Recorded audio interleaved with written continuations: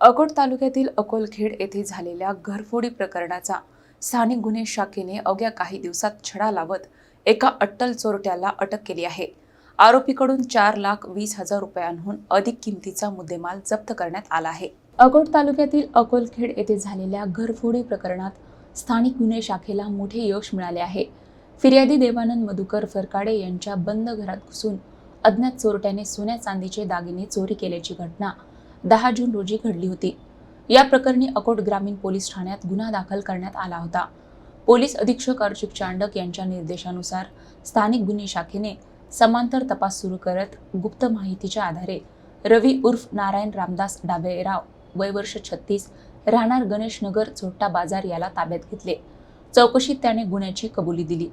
आरोपीने चोरीचे दागिने वितळून तयार केलेले 26.240 ग्रॅम सोन्याची लगड आणि 64 ग्रॅम वजनाचा चांदीचा गोळा असा एकूण 4,20,600 रुपयांचा मुद्देमाल जप्त करण्यात आला आहे। पुढील तपासासाठी आरोपीला अकोट ग्रामीण पोलीस ठाण्याच्या ताब्यात देण्यात आले आहे।